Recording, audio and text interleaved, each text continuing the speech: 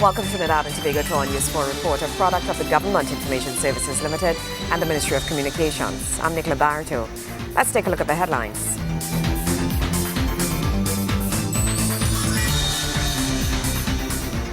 Fighting crime requires working with all citizens and putting to use all forces at the national level. The Minister of the People and Social Development opens a senior activity center in Presal. And this country is one step closer to seeing a fully revamped rice industry. Thank you for joining us. Fighting crime requires working with all citizens and putting to use all forces at the national level. National Security Minister Captain Gary Griffith expressed the need for this during the Greater Tunapuna Chamber of Industry and Commerce Annual National Security Forum. Solving the crime problem across the country requires working together with all forces, including businessmen, and taking a structured approach. According to National Security Minister Captain Gary Griffith, a strategic crime-fighting plan entails collaboration with all citizens and ensuring accountability. Speaking at the Greater Tunapuna Chamber of Industry and Commerce Annual National Security Forum, Minister Griffith outlined a step-by-step plan. He extended a call to the business community to join in with the ministry in lending their support and expertise in management. 4 basic principles in reducing crime. That is very important, and because of the knowledge, the input that you all can have from the business sector, it can assist in crime reduction. The importance of accountability. For too long, I think we have had that problem with accountability. Persons in the Ministry of National Security not being accountable for what they do. And the buck stops at the top. That is from the Minister of National Security straight down to the most junior constable in the police service or private in the defense force. Everyone must be accountable for what they have done. And if you can only again do that through measurement of performance. So those 4 principles are very important. And I think based on that working relationship with the business sector, it can assist us. President of the Greater Tunapuna Chamber of Industry and Commerce, Taran Singh, agreed to this and calls for an increase in the use of technology in boosting crime-fighting efforts. Some people also give us the feedback, that they would like to see a more, collaborative approach, to put it that way, whereby the police may partner with some business, with the business organizations and communities, which would further obviously supplement the efforts of crime prevention, really, right? And this has its obvious benefits. So now I don't know what plans are in place to deal with this, but this is the feedback that we are getting, right? Technology, and I know that this has become a big part of what is happening now in the ministry. But I think people say that we should see more the benefits of the use of technology in the efforts of fighting crime. Government has mandated the Trinidad and Tobago Police Service to reduce the incidence of crime across the country within the next 3 years. Acting Commissioner of Police Stephen Williams says targets and goals have been set within the service to make a dent in crime in all areas. We have set ourselves a target of 18% in 2013 in the context of reducing serious crime. At this point in time, we have achieved, and hoping that we can sustain it to the end of the year, we have achieved a 31% reduction in serious crime. Residents and businessmen in the area say they view the fight against crime as having the capability to boost the economy and thank the minister for tough stance he has taken so far against criminal activity. I think police should have more zero tolerance approach. If you see, all over the bars, outside the bar, people drink alcohol. Other countries, if you go Canada and America, you cannot drink alcohol on the road. Why we allow that, to drink alcohol on the road and hard music? I think we should have very zero tolerance approach. Mr. Minister, since you are there, we have noticed that you have a tough approach towards the criminals. I think we will see some improvement. We should have raid on the highway. In 1989, I got a raider for the Commissioner of Police at the time. I got 500 flashlights for them, begging for it. I begged the government implement the radar system like in Canada Meanwhile, Minister Griffith commended Acting Commissioner Stephen Williams for his approach to fighting crime. It is very good that I have an individual such as Acting Commissioner Stephen Williams. Just listening to him, I can say categorically that the Trinidad and Tobago Police Service is in very good hands. He has the knowledge, the know-how, the capability, the experience, the intelligence to understand that the concept of criminological theory, it involves a scientific approach to reduce crime. It is not based on guess and just putting patrols wherever. It has to do a lot with computerized statistics. And that is where it is you can utilize your limited national security resources in an effective and efficient manner. Kimberly Kalawan, News 4. In other news, the Ministry of the People and Social Development is one step closer to providing the best quality of life available to elderly persons in society. This comes as the minister opens a senior activity center in Presal. Temples, mosques and churches have partnered with the Ministry of the People to house senior activity centers on their compounds. The pilot project sees the religious institutions house the centers, which are intended to allow elderly citizens to socialize and participate in activities together. Minister of the People, Dr. the Honorable Glenn Ramadar Singh, reveals some interesting statistics which strengthen the need for the development of senior activity centers. Some studies have shown that more than 2 in 3 persons over 60 fear becoming a burden on friends or family in their old age. And while 3 in 4 people in this age group fear getting ill in their old age, just 29% have a fear of dying. But as persons get older, the vast majority of persons who find themselves approaching this age fear losing their independence. So most people are afraid of death, but they are fearful of becoming a burden onto their loved ones. And this is why these centers are important. This center is to improve the quality of life in the elderly population of Trinidad and Tobago. Dr. Ramadar Singh says statistics show more than 10% of the population is older than 60. He adds this should be viewed not as a restriction, but as an opportunity. We need to ensure that the windows to our future are filled with hope, promise, and a beacon of light to protect the rights of our elderly. It should be viewed as an opportunity and not a restriction. An opportunity to ensure that we create a better tomorrow for the peoples who have secured and made possible the fortunes of today. This pilot project has seen the construction of 3 senior activity centers in the country. One at Isaiah Temple in Presal, one at the Gasparilla Mosque, and another at the Hindu Temple in Penal. Gregory McBurney, News 4. When we come back, Trinidad and Tobago one step closer to seeing a fully revamped rice industry. Stay with us.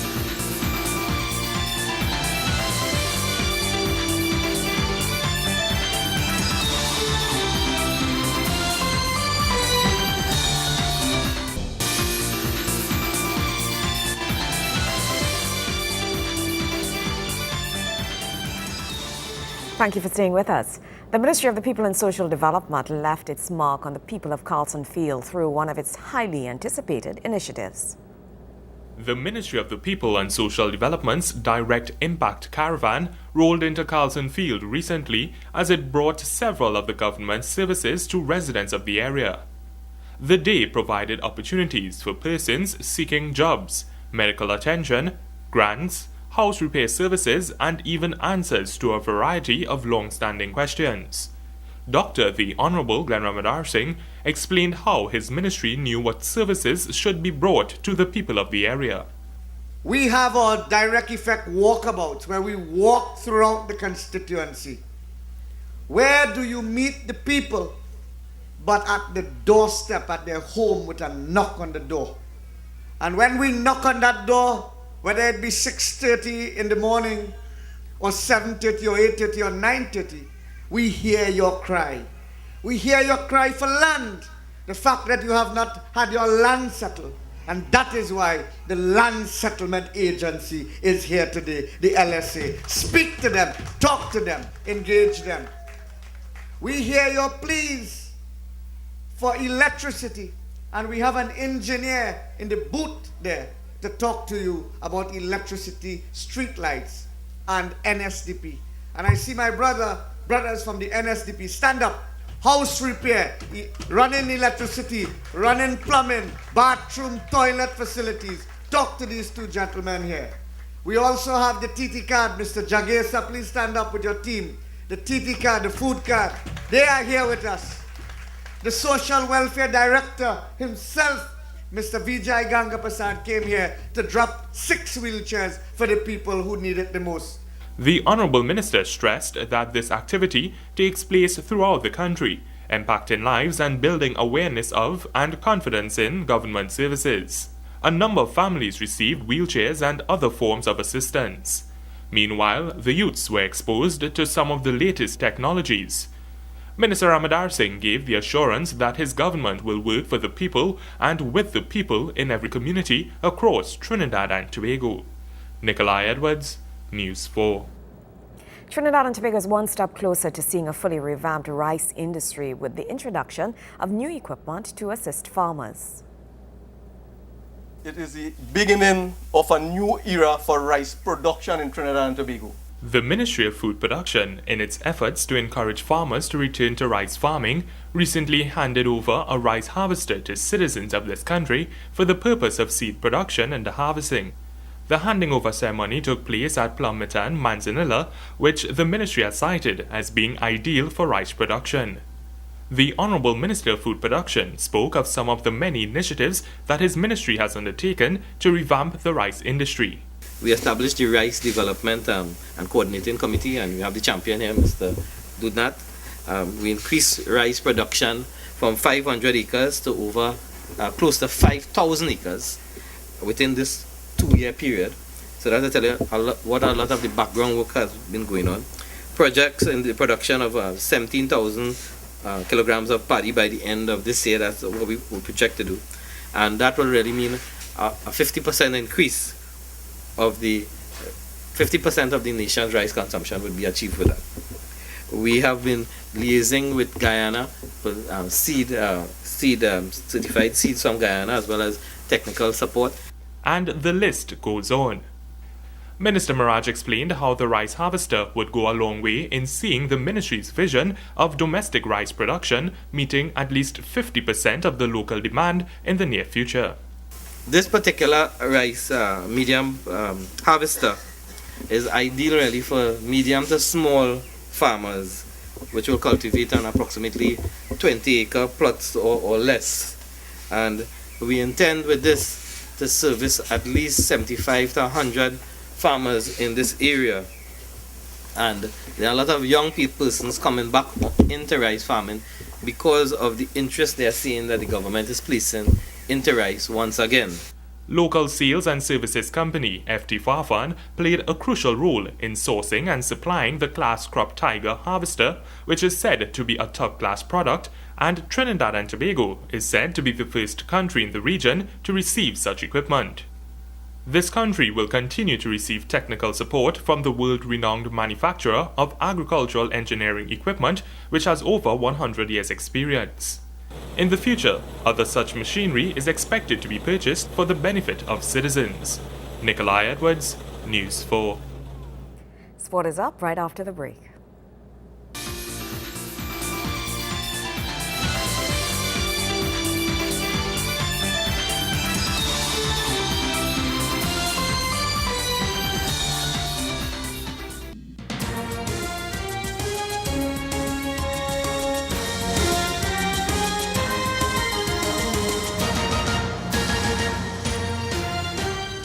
Going into the final day of competition on Wednesday, there was a 3-way battle for the North Zone title in the Secondary Schools Football League. But in the end, it was St. Mary's College taking the prize after a 7-0 thrashing of Malik Secondary.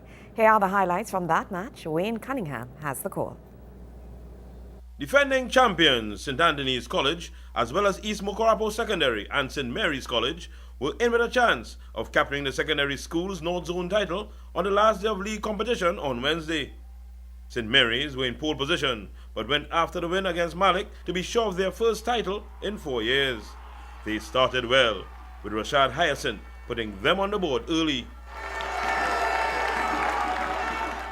10 minutes later, Sebastian Cabral made it 2-0 for the Saints with a well-taken shot.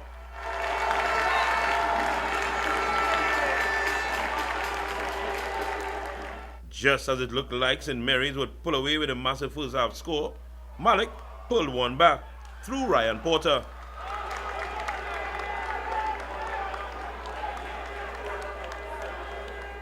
But 3-1 is how they would go in at the break, as Jelani Christopher notched one before half-time for CIC.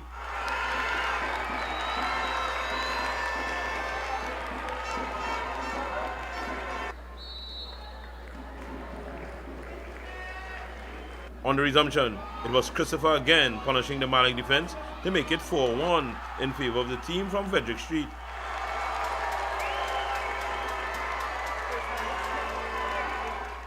The St. Mary's faithful were already jumping in the stands when Adrian Welch scored back-to-back goals to put the new home of the North Zone title beyond doubt.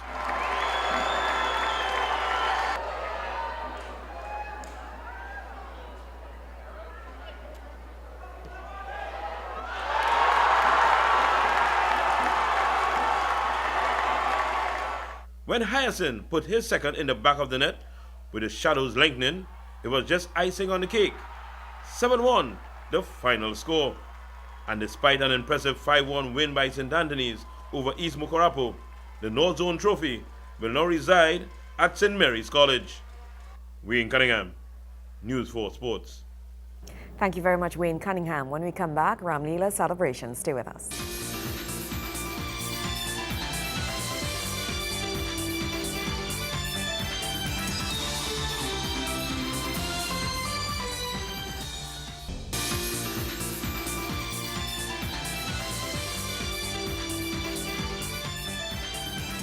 There was a large turnout of persons at the Dow Village Ramlila grounds as the celebrations there marked its 133rd year. It cannot be argued that Trinidad and Tobago possesses a diverse culture that is interesting and inspires curiosity among citizens as well as the international community. On Sunday, there was a large turnout on the final day of the 133rd annual Ramlila celebrations at the Dow Village Ramlila Grounds, California, which was held by the Dow Village Ramlila and Cultural Organization. Ramlila is a dramatic reenactment of the life of Lord Rama, which ends in a 10-day battle between him and the 10-headed Ravan, as described in the Hindu epic the Ramayana. The play was brought to the West Indies by East Indians when they came as indentured laborers in the post-emancipation era over 165 years ago. The entire festival that surrounds the play is one of the more popular religious festivals on the Hindu calendar in Trinidad and Tobago. Its popularity dipped in the 1970s and 80s, but today, the annual event, which takes place in the lead-up to Diwali, has grown tremendously with numerous sites across the country and a more organized structure. Ramlila, my dear brothers and sisters, is one of the most popular, electrifying and exciting open-air theatre in the Caribbean and elsewhere. It is accompanied by musical instruments such as the dasa. It is also a place to socialize, to interact, and to reflect on past memories. In 2011, the Dow Village Ramlila and Cultural Organization Incorporated received the Hummingbird Silver for loyal and devoted service to Trinidad and Tobago in the sphere of culture. The group and its activities has found a place in the heart of the Member of Parliament for Cooper South and the government, and received a commitment to seeing the festival enhanced. It is your government that took the opportunity to bestow on the Dow Village Ramlila and Cultural Organization the Shakonia Silver Medal for its outstanding work that it has given to the field of Ramlila in Trinidad and Tobago. It is your government that has seen it fit to refurbish the Dow Village Ramlila and Cultural Organization ground to the value of $1 million by the Ministry of Local Government and the Rural Development Company and the Unemployment Relief Program. And collectively, I want to say how very appreciative I am of the work that has been done by Mr. Rampart and the organization's executive, because in ensuring that Ramlila continues to grow from strength to strength in this particular community, it calls for a sense of vision, it calls for a sense of leadership, and it calls from a sense of teamwork. And Mr. Rampart and his team has been able to do this year in, year out, and I think that we should all give them an outstanding round of applause for the work that they have been doing in this particular community. Residents of Dow Village boast of possessing the best Ramlila ground in the country, and each year it attracts hundreds of persons of varying groups. Similarly, the actors who partake in the play range in age groups and experiences, and it gives them a chance to learn about their culture and enhance their communication, acting, and presentation skills. Nikolai Edwards, News 4. Well, that's how we wrap up this edition of our News 4 Report, a product of the Government Information Services Limited and the Ministry of Communications. I'm Nicola Barreto. Thank you so much for joining us.